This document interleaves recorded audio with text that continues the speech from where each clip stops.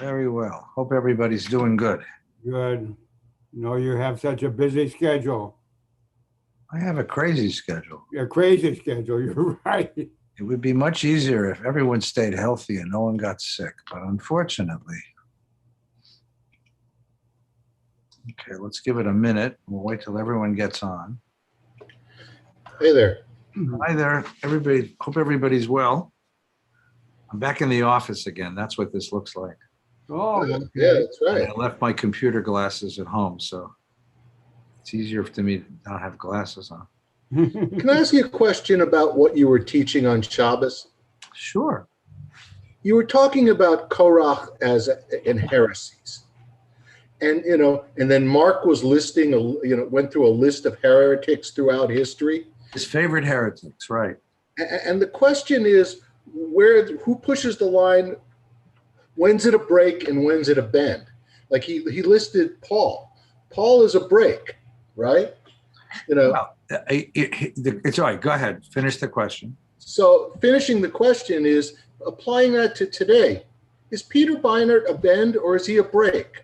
Is, if not now, a bend or is it a break? If you're not recognizing the state of Israel, are you breaking from this community or are you part of this community? Well, it's a very good question. And the answer is it's not clear. There's no rule. I don't know if you know this, but we don't have a pope. There's no guy with a red yarmulke who lives in Jerusalem who calls all the balls and strikes and throws players out of the game. What happens is it's an historical process.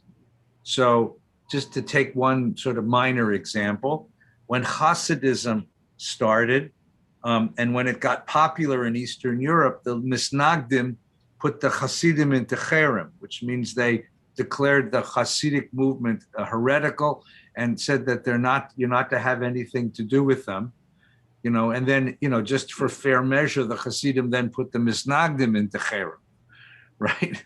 I mean, so it would be really hard. Have some fun one of these days. Go and tell a Chabad rabbi that he's not Jewish, right?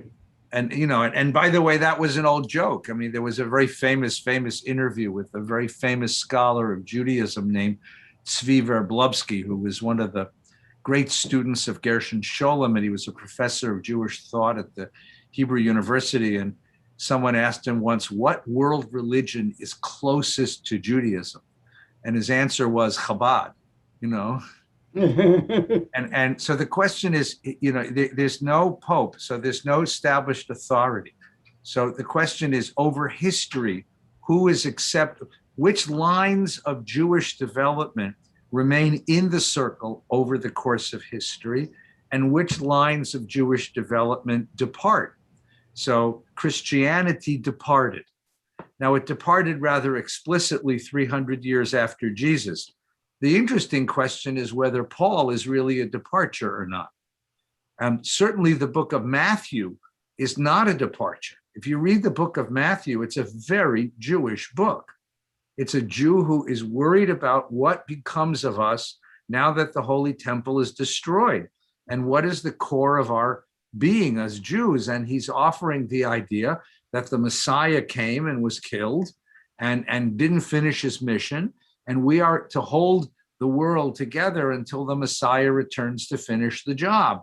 So he's quoting prophets all the time. In fact, most of the prophets that Matthew quotes are haftorahs, which means he's talking to shul-going Jews. So Matthew, at certain point, Christianity leaves us, right? There's a big question about the Sabbatean movement in the 17th century. Shabtai Tzvi is declared a Messiah all over the Jewish world. People are flocking to talk to Shabtai Tzvi, to follow Shabtai Tzvi. Whole communities in Italy and in Amsterdam and in Turkey declare themselves loyal to the Messiah Shabtai. And then he commits apostasy. He converts to Islam. And even that didn't convince a lot of these guys. So they thought, that's his mission, to go deep into the darkness and rescue the scattered sparks of divinity that are spread through the world. And to this day, there are Sabbateans. Now, most traditional rabbis will consider Sabbateans heretics outside of the circle, but who knows? I mean, it's a good question, Douglas. Give it 300 years and come back and see. Every community establishes its. Mordechai Kaplan was put into Cherem, right? So Harold, my teacher, what I wanted to do for his birthday, I wanted to get him a birthday present. I wanted to get him put into Cherem. Because, his favorite teachers, Mordechai Kaplan and Spinoza, were all put into Cherem. He wanted to be in Cherem too. Cherem means excommunicate, as a heretic. But so the question really is, what's a heretic? And because Jewish theology is very flexible. Now, there's a difference between a heretic and a Martian. A Martian is a political renegade, a person who informed against the community to the secular authorities and brought physical danger to the Jewish community. That's not the same as a heretic who teaches an idea which undermines the foundations of Jewish faith. You see? So where you could say that certain ideas might be politically dangerous for the Jewish people worldwide, they may not be theoretically or theologically, doctrinally heretical, right?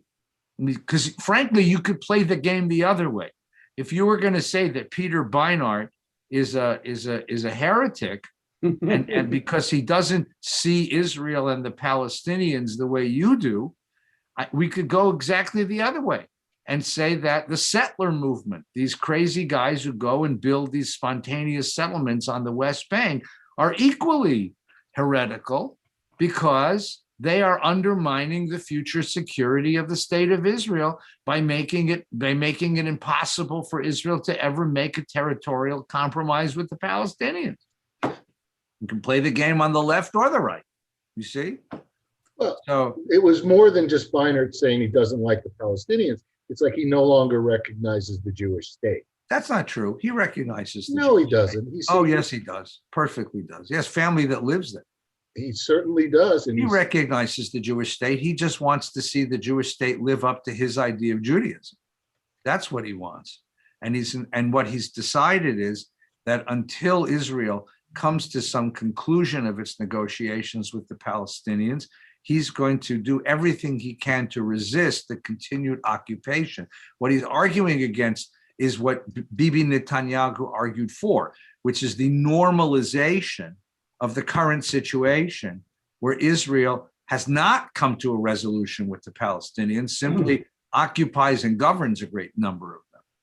That's what he's arguing against. But as Israel is a Jewish state, of course he recognizes that. he's also adopted the right of return for Palestinians to come back into Israel. Well, I mean, again, if you say, I recognize Palestinians having the rights of self-determination, why should Jews have that right and Palestinians shouldn't?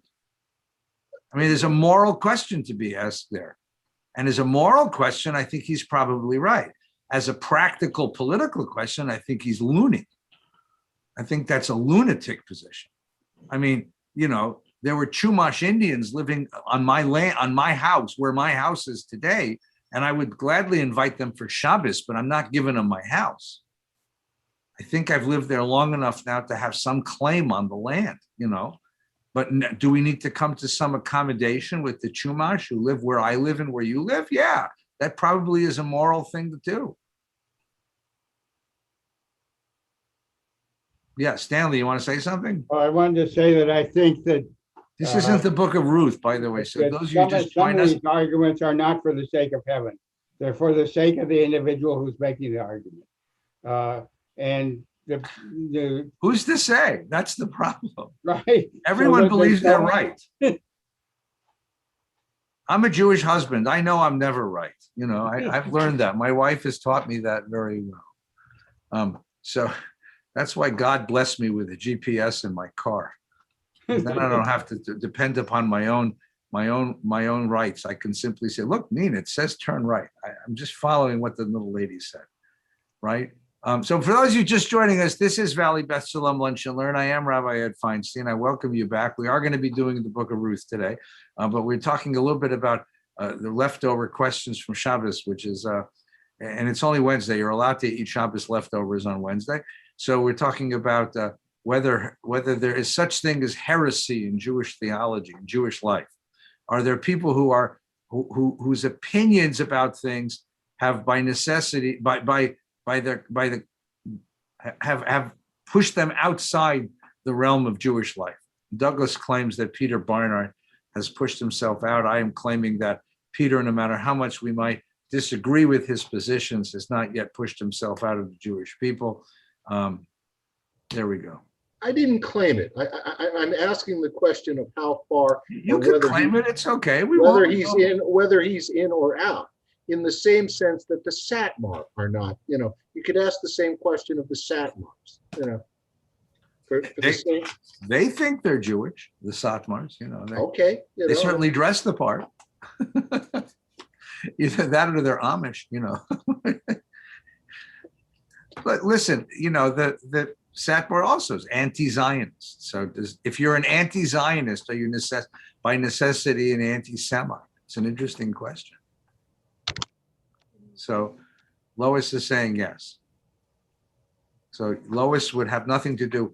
Lois would not let her daughter marry a Satmar. I just wanted to point this out. Beinert for the same thing, because I don't think you can call him a Zionist anymore. No, he may not be a Zionist. That's true, but he's not un-Jewish. Maybe.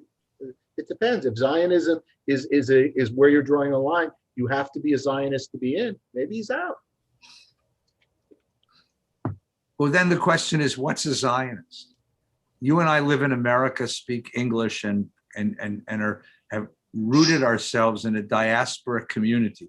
David Ben-Gurion would say we're not Zionists, because we have become committed to the diaspora. Diaspora by necessity was supposed to be a temporary condition. Once you've made it permanent, are you still a Zionist? That's an interesting question too. That's a very interesting question. Ben-Gurion said, that's what Ben-Gurion said. You're not a Zionist. And the American Jewish community went nuts and said, how you expect us to raise money for the Jewish state if you go around telling us we're all a bunch of un-Zion? And so Ben-Gurion stopped saying that, but he never stopped believing it because he wrote it. And he believed it. Now that Israel is available to you, if you choose not to live there, what right do you have to call yourself a Zionist? And by the way, I'll be more pushy about this. He's right to this extent, to the extent that people, I'm always, put it this way, I'm always astonished at people who say how much they support Israel and how much Israel is important to them, but they don't read Hebrew, or they couldn't tell you who 3 of the top Israeli musical artists are, or what was the best-selling novel in Israel last year, right? I have friends who are Francophiles. They're crazy into French. They speak beautiful French. They read French. They read French novels. They listen to French music. They watch French movies, right? I don't understand people who say they love Israel, but can't read its newspapers, don't know who its novelists are, don't know who its musical artists are, don't know what its films are, maybe Shtisel, but that's it. I mean, if you really love Israel, and this is something we're going to work on at Valley Beth Shalom this coming year, we're going to do a whole series on Israeli culture. Because if you really love Israel, it's time to get involved and rooted in its life. And it doesn't have to be its political life. Political life we know about. But let's talk about who are the top Israeli novelists. What Israelis are reading. What Israelis listen to in their music. What films or TV shows Israelis are watching. What foods Israelis are eating. Let's, if we're going to say we love Israel and we love Israelis, let's find ourselves involved in their culture in a first-person fashion, and not just by vicarious. So that's one of my shticks. Okay, in that sense, Ben-Gurion was right.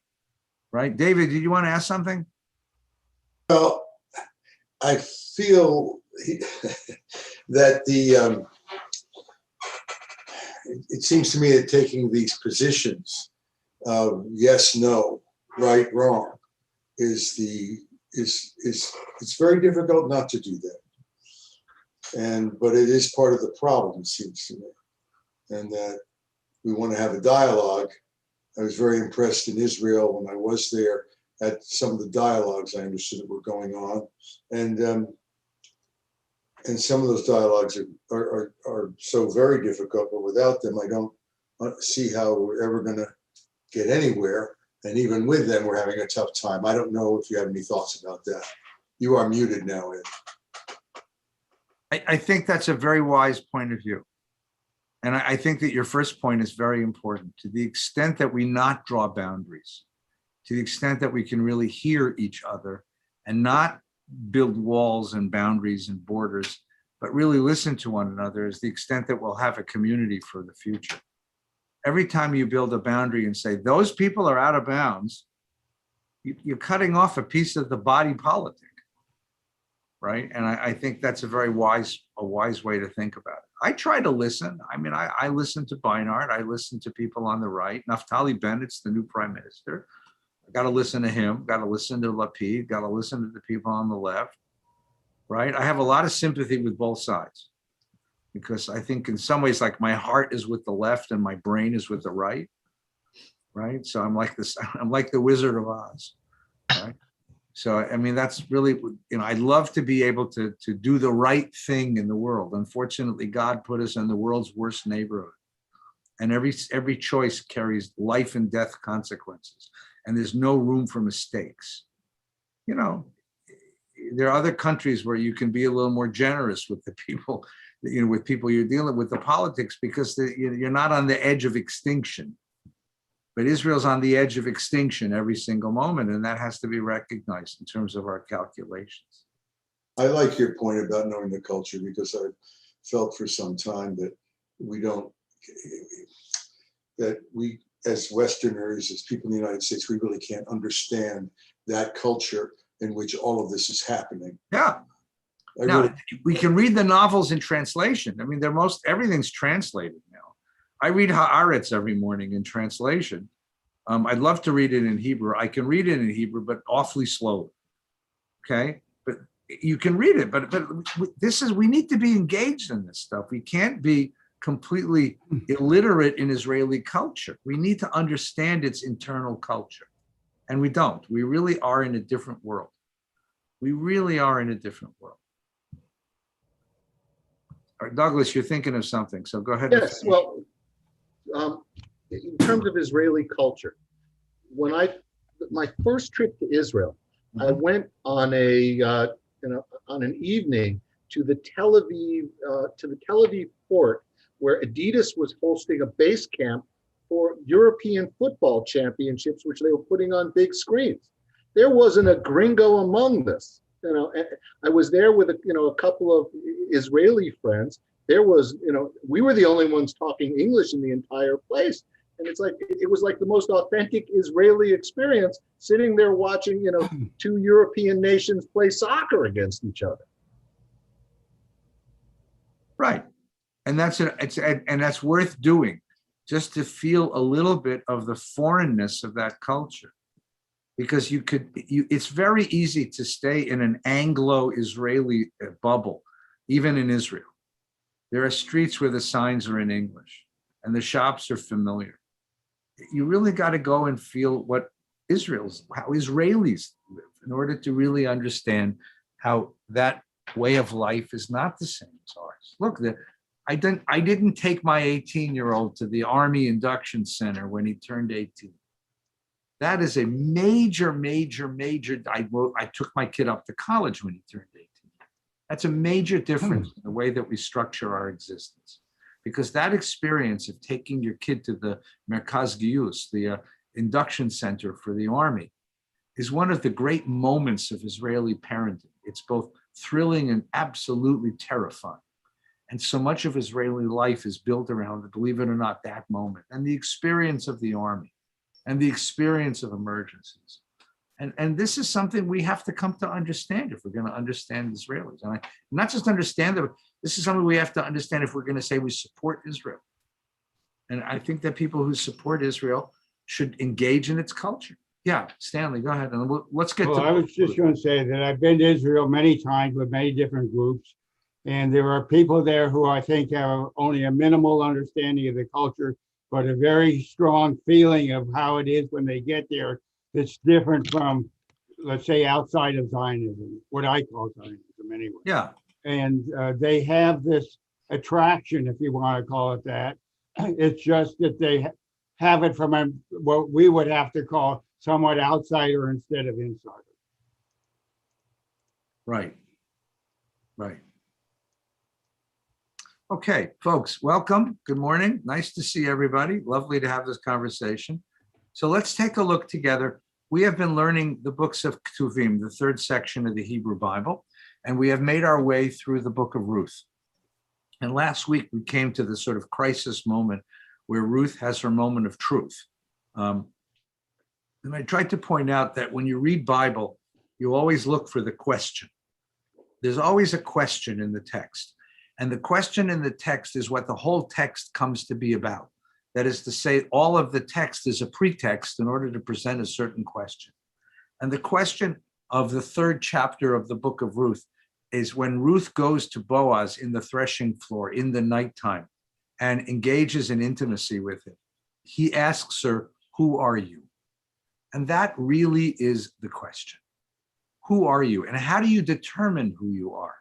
Is who you are the product of your parents, or is who you are the product of your own choices? And can a person change? Can a person move from the home they grew up in and the character that was cultivated in that home to the character that they most want to be? And when we consider the question of identity as a Jew, so the halachic definition, which came much, much later after the Bible, of course, is that a Jew is someone who is either born of a Jewish mother or converted to Judaism. The Bible knows nothing of conversion. And in terms of born of a mother, it's really, in the Bible, it's born of a father. And it becomes an ethnic definition. But with the rise of empire, with the rise of the great empires of first Babylon and then Persia and then the Greek Empire, and eventually it'll be the Roman Empire, the Jewish community began to reconsider that idea. And that's where you gain the idea of conversion to Judaism. And you also have a different idea of the permeability of the boundaries. Now, we talked about this last time. There is a paradox. The paradox is associated with converting to Judaism, because you can convert to a religion, but you can't convert to an ethnic identity or a cultural identity.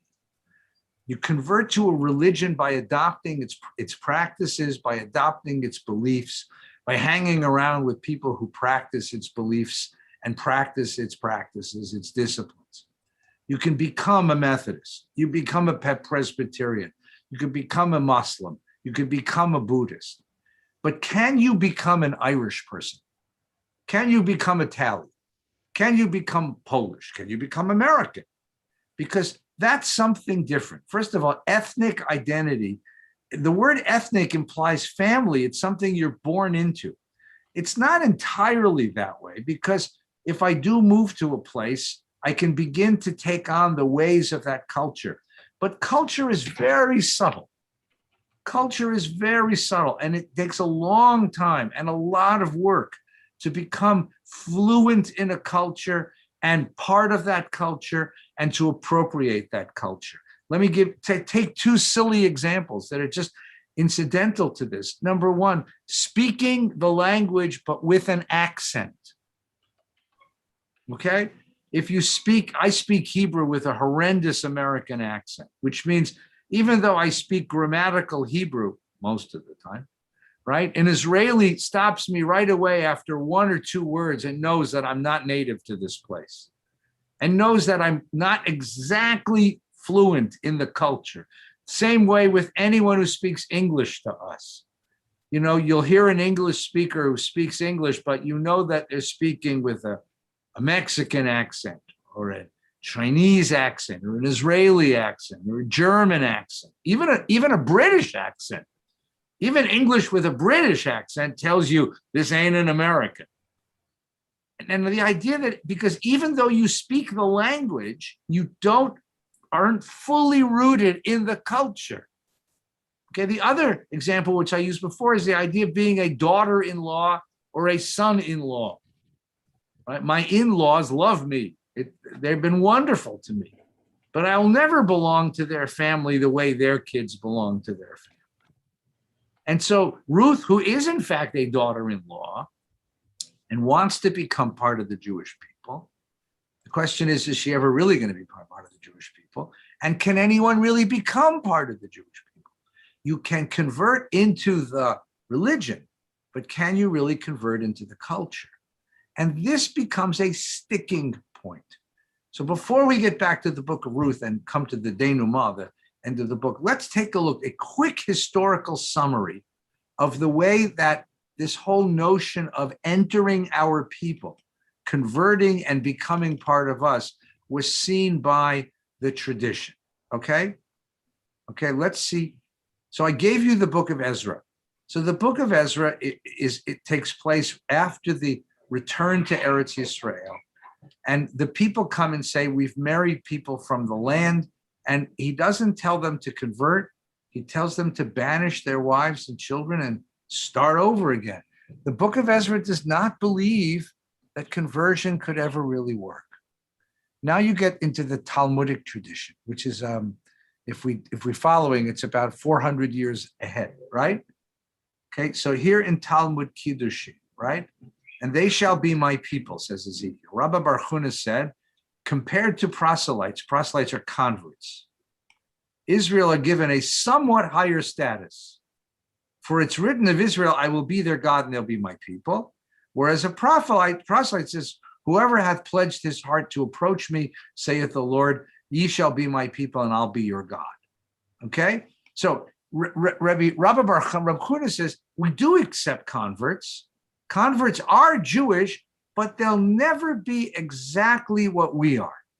They'll always be the son-in-law or the daughter-in-law. Reb Chelbo represents a more stringent idea, and he says, no, proselytes are trouble. That is, converts are never fully loyal to us. They're never fully loyal, right? And they come as an infection, and that's the illusion that he gives here.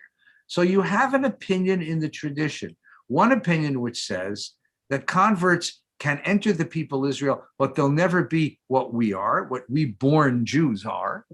And the other which says, don't go looking for converts. They're trouble. You can never be sure of their loyalty.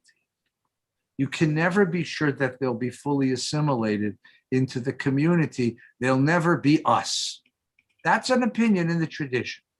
Now, Talmud Yevamot gives us the procedure for conversion in the Talmud. And listen to how different it is from what we're used to. Our rabbis taught, if at the present time a man or a person desires to become a proselyte, a convert, he is to be addressed as follows. What reason have you for desiring to become a proselyte? Do you not know that Israel at present time are persecuted, oppressed, and despised, harassed, and overcome by afflictions? So the first thing you're supposed to do is say, why are you here? And don't you know that this is not easy? That we're not a people, this doesn't come with great rewards. It comes with a lot of tsuras. If he replies, yes, I know, and yet I am unworthy of the privilege of being part of you, then we take him right away. You accept him right away, right? There's no application period. You don't have to leave a deposit, come back in 2 weeks. He's accepted forthwith and is given instruction in some of the minor and some of the major commandments, and told the punishment for transgression of the commandments and the reward granted for their fulfillment. He is not to be persuaded or dissuaded too much. Don't try to talk him into it, but don't try to talk him out of it. Give him a little bit of education. And the notion here is this is not a 3.5-year course.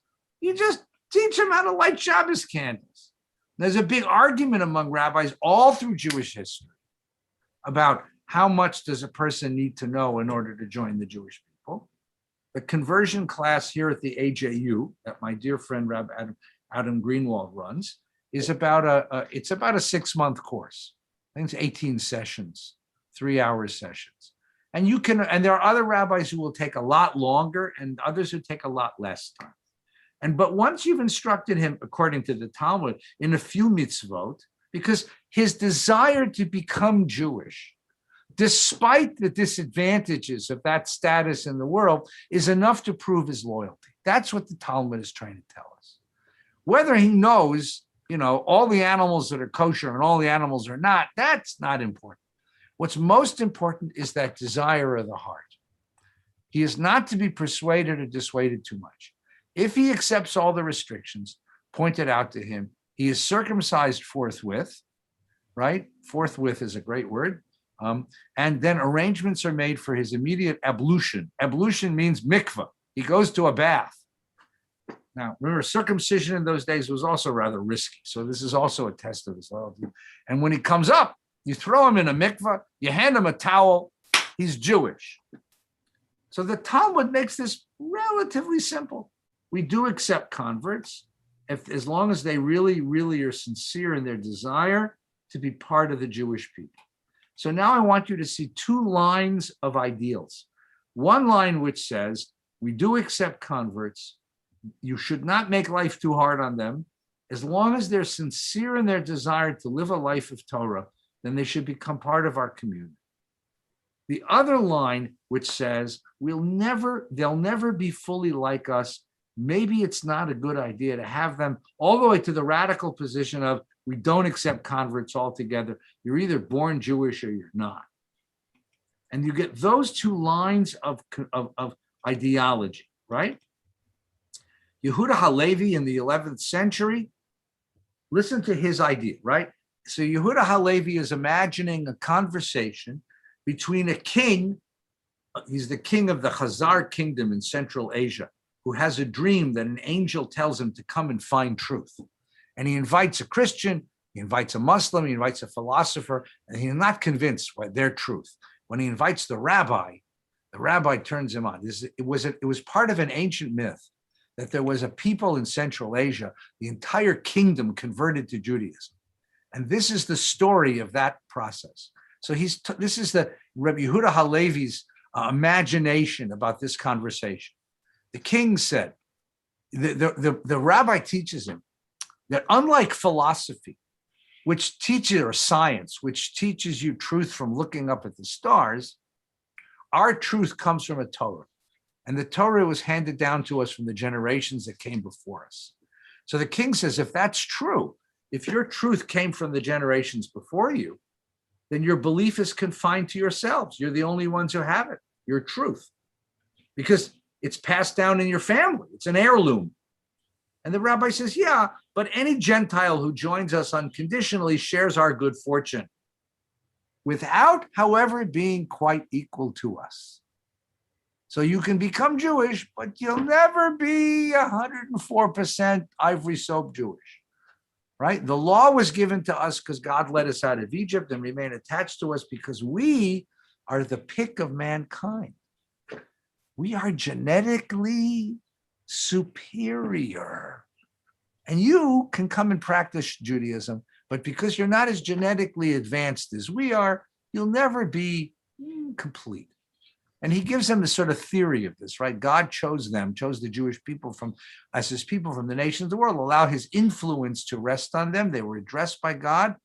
And since Adam only isolated had been inspired, Adam was perfection. And from Adam, it goes down to Abraham, and from Abraham to Moses, and Moses to us, right?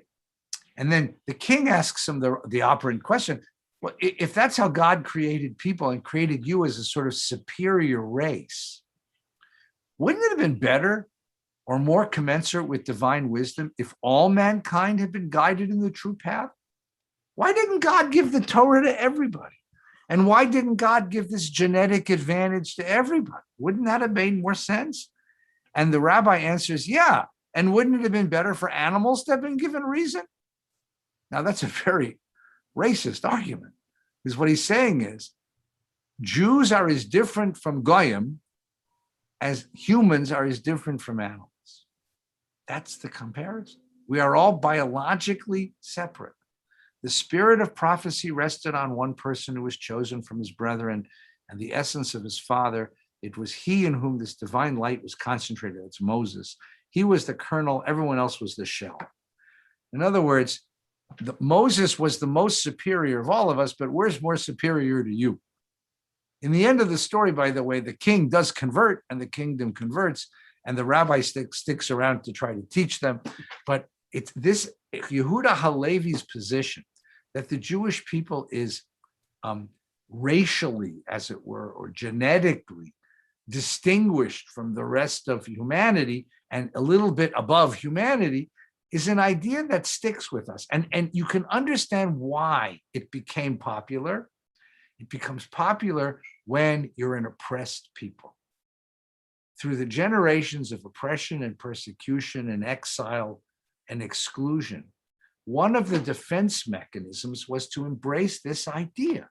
Well, the reason why we keep finding ourselves in these terrible positions is because they know that we are superior and they're jealous of us for our superiority.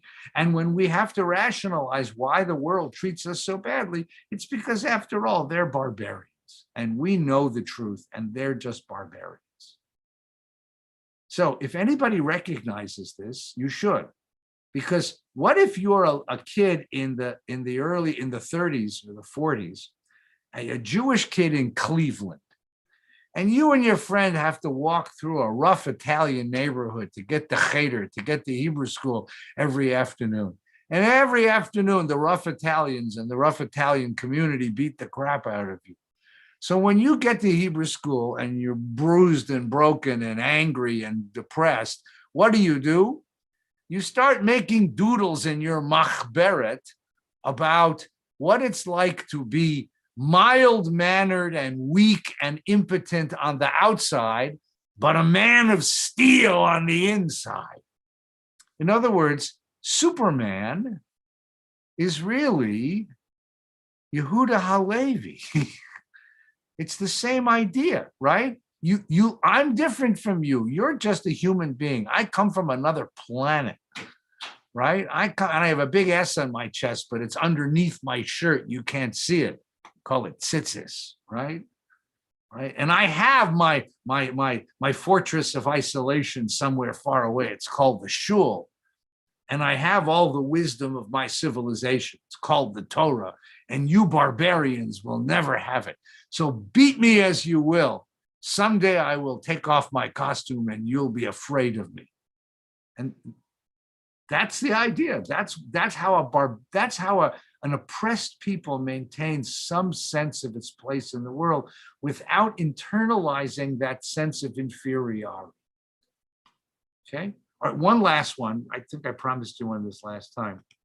In response to Halevi, and in response to all of that other stuff, here we get Maimonides, 12th century Spanish Egyptian writer.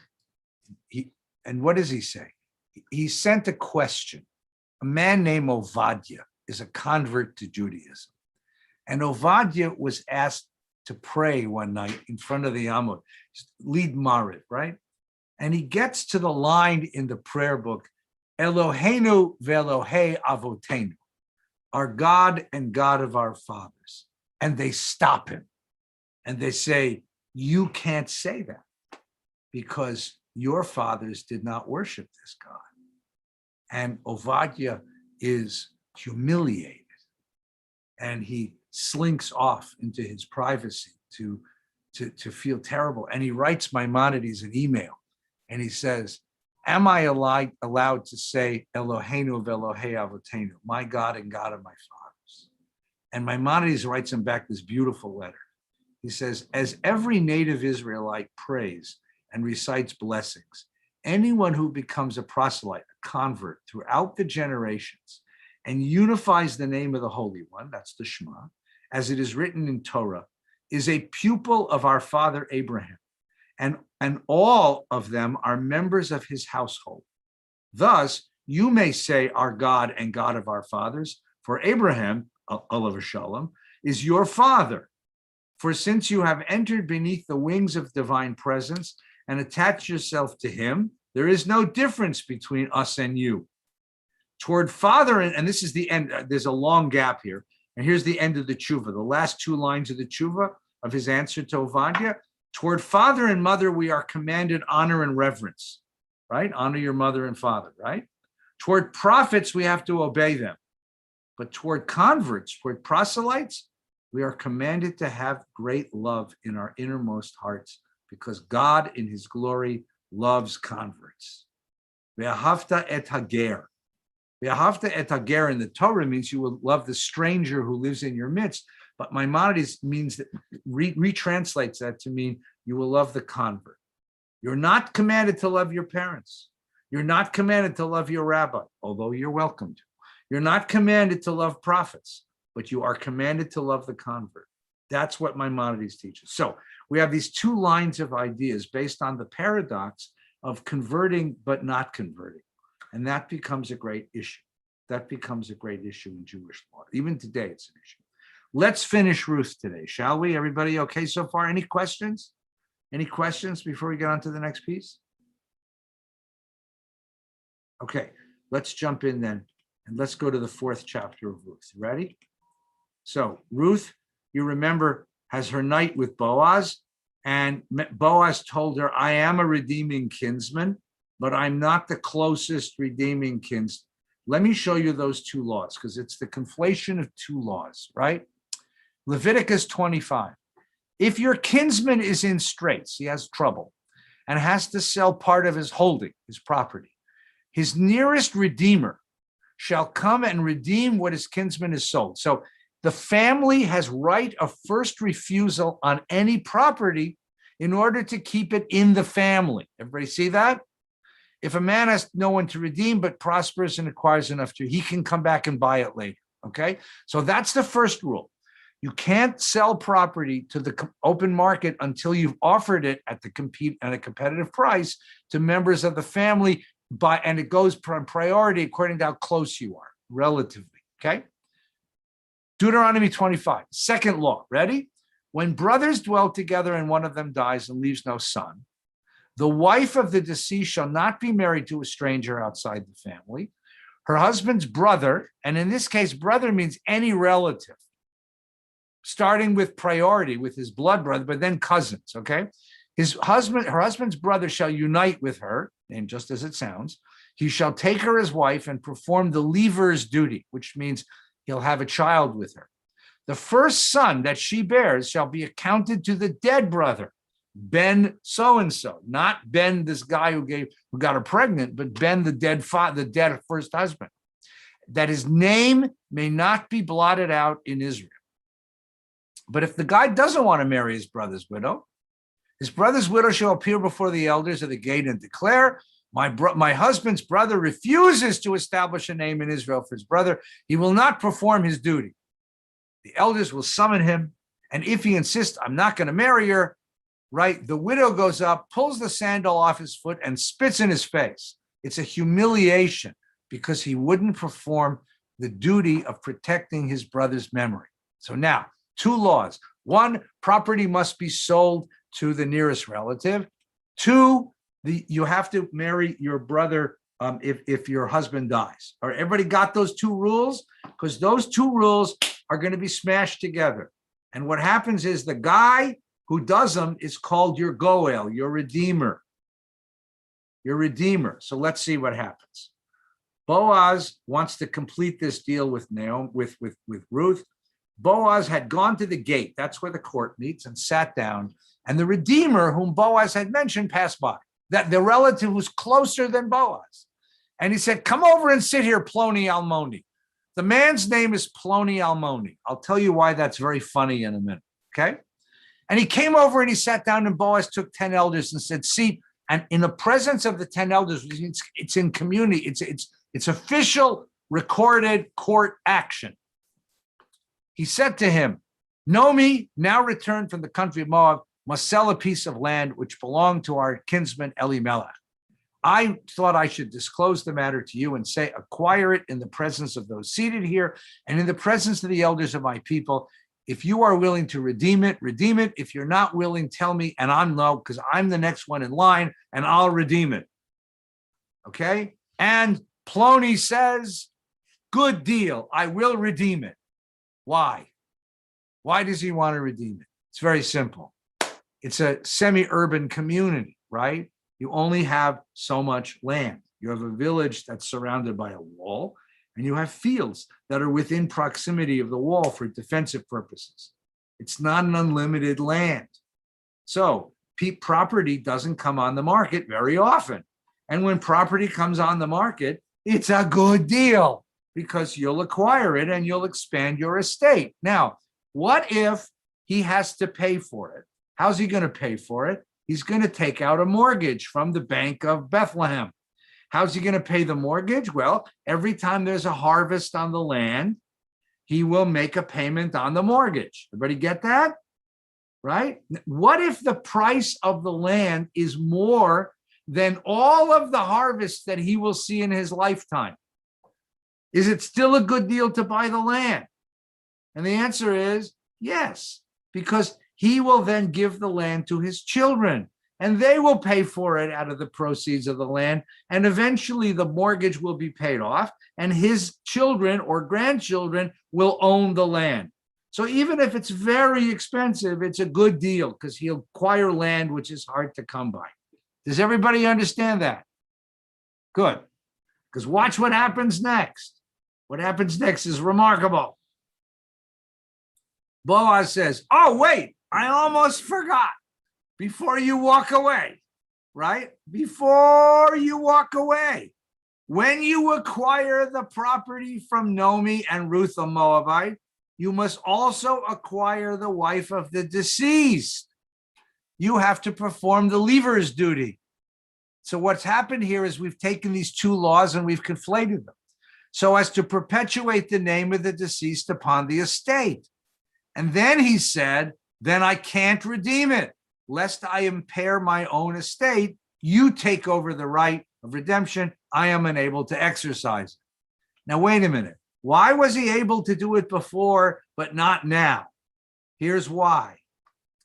He acquires the land, but it's more expensive. It's very expensive. So he knows it's a good deal because he'll give it to his kids. And even if it takes more than his lifetime to pay it off, his kids will have it. It will be part of the family estate. Good deal. But if he has to take the girl, and the girl is now the widow of her first husband, and he has to take her, and she has to marry him, and she has a baby, that baby will not be, Beauregard ben Ploni Almoni. No. That child's going to be Beauregard ben whom? Machalon, the dead husband, which means upon Plony's demise, when Plony finally dies, the piece of property that he paid all those shekels for doesn't go to his kids. It goes to that kid.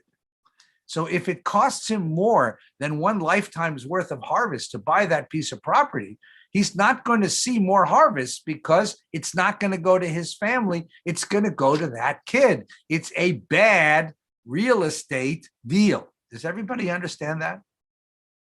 Now, why would he want to do it anyway? Because you want to preserve the name of your family member on the land which he lived on. Remember, Boaz's great strength was, Boaz was the man of roots. Boaz was the man of loyalty. Boaz was the man of family. For Boaz, this is what you do no matter what it costs. Who cares what it's going to cost you? You're here to protect your family. That's what's important. But for Ploni Almoni, if it's a bad financial deal, I'm not doing it, even if there is an ethic of preserving my family's name on the land. And so he too is cursed. And you know how he's cursed? The name Ploni Almoni in Hebrew is John Doe. That wasn't his name. His name really was Ploni Almoni, but his name becomes the name of anonymity. John Doe, occupant. When you get mail in Israel addressed to occupant, it's addressed to Ploni Almoni at this address. I'm not making that up. It's true. Ploni Almoni at this address. So the man who would not defend his family's name on the land, his name becomes a joke. It becomes the name of anybody. He loses his personal name and it becomes the name of every piece of junk mail ever sent in all of Jewish history. And then Boaz has to do his duty. So we now get to the romantic part of the story, right? What happened was they go through the ceremony. He takes off the sandal. She spits at him. And Boaz says, you're witness today that I'm acquiring from Nomi all that belonged to Elimelech and Machlon and Chilion. I'm also acquiring, as it were, Ruth the Moabite, wife of Machlon, as my wife, so as to perpetuate the name of the deceased on the estate. And that name may not disappear from among his kinsmen and the gate of his hometown. You are all witnesses. And everybody says, Amen. We are witnesses. May the Lord make the woman who is coming into your house like Rachel and Leah, both of whom built up the house of Israel, prosper in Ephrat, perpetuate your name in Bethlehem, and may your house be like the house of Peretz, whom Tamar bore to Judah through offspring, which the Lord will give you through this woman. Again, a wonderfully sweet joke. Look at the two blessings. May your house be like that of Rachel and Leah. Anybody remember how Rachel and Leah ended up married? Remember? Jacob was supposed to marry Rachel, and in the middle of the night, the girls were switched in the bedroom. And then the other blessing is, may your house be like that of Peretz, whom Tamar bore to Judah. Anybody remember how Tamar and Judah got together? The whore at the side of the road, right? So what is the community saying to him? There's a wink in this. Do you see the wink? We know what happened the other night in the threshing floor. We know. You didn't pull the drapes. We know. It's okay. It's happened before in Jewish history. It's God's plan in history. And so they got married. She became his wife. He cohabited with her. That miracle happened again. The Lord let her conceive, and she bore a son. And the women of the said to Naomi, blessed be the Lord, who has not withheld a redeemer from you today. And the word redeemer then is used in three different settings, right? Number one, redeemer is the guy that buys your property, right? And that was Ploni Almoni, but he refused. So then that redeemer became Boaz. Number two, the redeemer is Boaz, who redeemed Ruth, because she's no longer Ruth the Moabite. She's now a good Jewish wife. And number three, here, the redeemer is the one who gives Naomi back a role. Remember, she had no role in the world. She's no one's wife and no one's mom.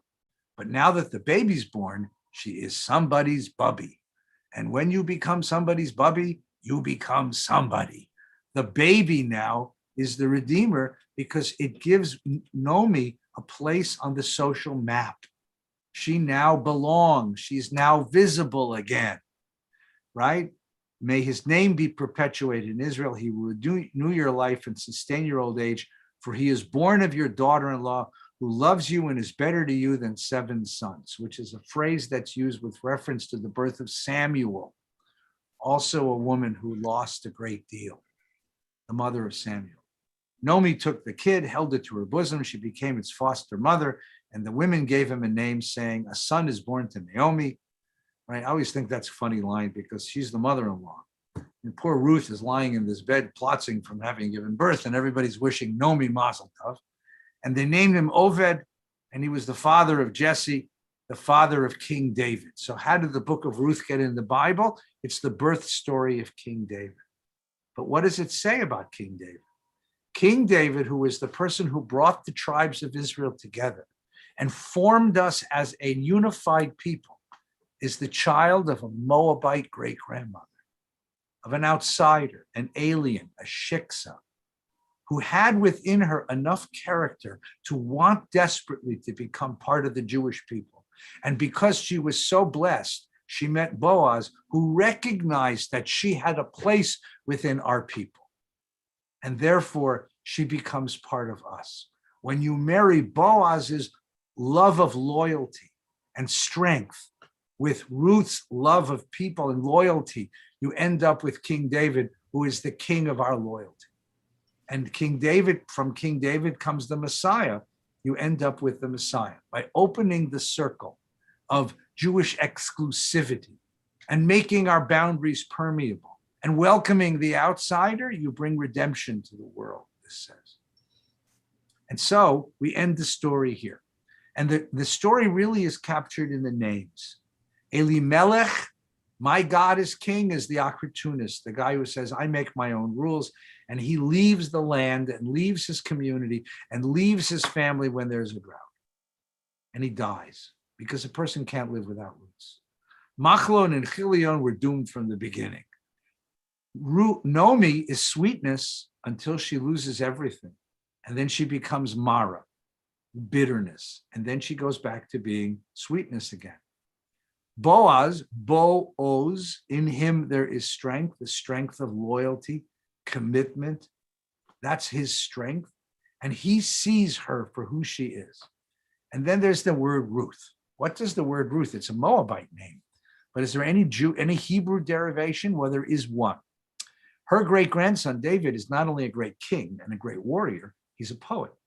And he writes a book of poetry called Psalms. It's in the Bible. And the most famous one is number 23. The Lord is my shepherd, I shall not want. And if you read that Psalm, the 23rd Psalm, it's really the book of Ruth. I walk through the valley of shadow of death and I'm not alone. You are with me. It's the book of Ruth. It's all there. You set a table in the face of my adversaries. My cup runneth over. In Hebrew, kosi rivaya, the overflowing cup. The word rivaya, which is an adjective, if you turn rivaya into a noun, it's Ruth. She is overflowingness, the overflowing blessing, overflowing love, overflowing kindness. That's the kind of person we're looking for to become our people. Ladies and gentlemen, it is Wednesday afternoon. Go have some fun. It's 106 degrees outside. Be very careful. I will see you next Wednesday. We're going to do this a couple of more times, and then we're going to take a summer vacation. So next week, same time, same station. Thank you for being with us.